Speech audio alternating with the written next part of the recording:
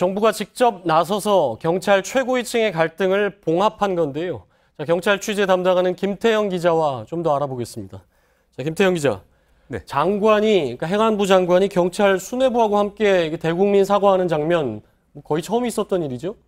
그렇습니다. 행안부 장관이 외청인 경찰청의 지휘권을 갖고는 있지만 실질적으로 이렇게 행사한 건 이례적입니다. 예. 이 김부겸 장관은 이번 사태를 바라보는 정부의 입장, 그러니까 정부가 직접 개입할 수밖에 없었던 배경을 한마디로 정리했는데 직접 들어보시겠습니다.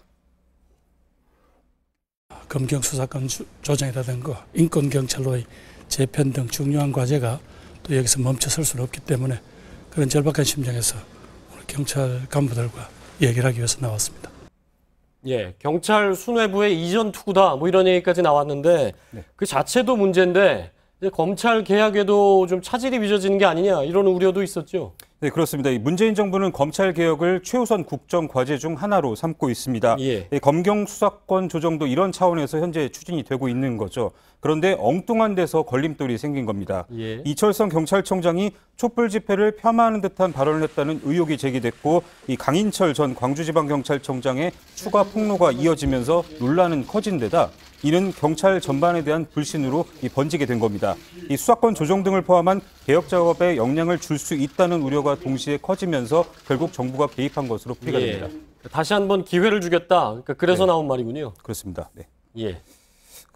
김 장관의 발언을 종합해 볼 때 이 경질 대신 기회를 주는 것으로 가닥을 잡았다고 해석이 가능합니다. 예. 다만 상호 비방 등 불미스러운 상황이 다시 한번 발생할 경우에 지위 고하를 막론하고 책임을 묻겠다는 경고도 있지 않았습니다. 재신임에 대한 기대를 저버릴 경우 경질은 불가피해 보입니다. 예. 이철성 총장, 강인철 전 청장 모두 수사 대상 아닙니까? 수사는 어떻게 됩니까? 네, 일단 경찰은 강인철 전 광주지방경찰청장에 대한 수사는 계속해서 진행하겠다는 방침인 것으로 전해졌습니다. 현재 강 전 청장은 뇌물수수와 직권남용 혐의를 받고 있는데요. 감찰 결과를 토대로 법적으로 문제가 되는 부분은 짚고 넘어가겠다는 겁니다.